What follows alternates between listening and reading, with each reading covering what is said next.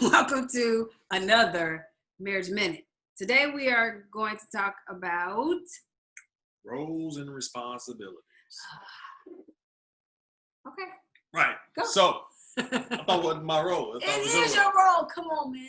All right. So I think one of the main things, and one of the things that trips up people, is who does what in the household.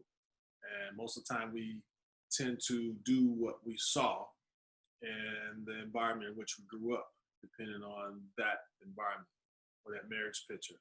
And so I think for a household, you have to define or find out each other's strengths and weaknesses. It may be totally different than the marriage picture that you come from. And so you have to be open-minded to have that communication and to sit down and really discuss it.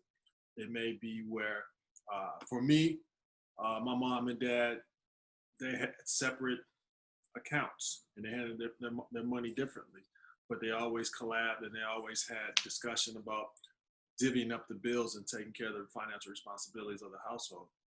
My dad did all the outside work, but as well as he was a cleaner. He cleaned inside as well. So those different types of roles and responsibilities within the household would definitely have to be communicated. My dad didn't cook a lot. If you ask me and my sister, the one meal that we always remember was when my dad made green rice. Don't ask me how I got green, but he was not the cook. But he can cook when he had to eat. And so, those are things that I think marriage. I think most people can cook when they have to eat. Not true. Well, along those same lines, as you can see, my shirt says that I'm a daddy's girl. And so I think that, like Mark was speaking of, because you come into this relationship with certain perceptions about how things are supposed to be, you end up tripping up your spouse. So because I was a daddy's girl and I grew up with a father who did everything, like my father was a great saver of money. He could fix anything around the house. He was very present in my life. So all of those things that I saw him doing, I expected Mark to do. And God forbid if Mark had not been, is that supposed to be a thing? It is. You gotta be an Eisenhower. Okay. So God forbid he wasn't a man who could do that, could do those things. If he wasn't a person that could fix stuff around the house or wasn't an immaculate lawn, he's an immaculate lawn care person. But if he wasn't those things, I think because I had these preset notions about what a man was supposed to be because of my father, I would have had unmet expectations in my husband because of that. And I think that's where marriages get tripped up, because we set, well, my daddy did it like this, or my mama did it like that. And boy, those are fighting words. As soon as you try to say, well, my daddy or my mama, because we aren't our fathers and our mothers. We are who we are. And I think we have to learn how to give each other grace to be that and to grow from it. And I think you have to teach your spouse what your needs are. And you have to be able to understand what they can be and that they have some limitations sometimes, and learn how to appreciate them for who they are instead of what you want them to be, because they simply can't be your father. If you wanted to marry your father, then maybe you should have and been involved in incest or something. Yeah, and I think also there has to be a willingness on each part to at least willing to try.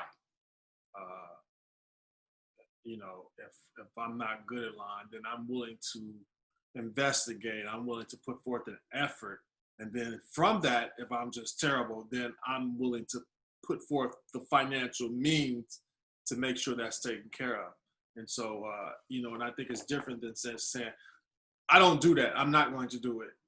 That really creates a hostile environment, and that really sets the relationship up to where those unmet expectations that have been established from previous, from a marriage picture of what their parents done, really starts the relationship on a wrong footing. And so it's all about sitting down and talking and trying to meet those expectations and having honest assessment of what we can and what we cannot do within the household. Yeah, I think that's good. That was good. Yes, that's good what she said. So Good night. God bless. No, we didn't say at his pace. Well, I was before. waiting. Because I had one more thought. All right, go ahead. I don't remember it. Okay. Good night. God bless. No, we have to say. So you need to be able to accept what the roles and responsibilities are in your relationship. Oh, I got something to say. Yeah, this is just gonna go on. It's not a minute. It's like 2 minutes. But I would say too, 10. you have to live your life as your household, not the Joneses, because you don't know what the Joneses are doing. The Joneses could be jacked up. The Joneses are probably very jacked up. So do what God has called for your household to do. Get that Holy Ghost finger up. And do it well.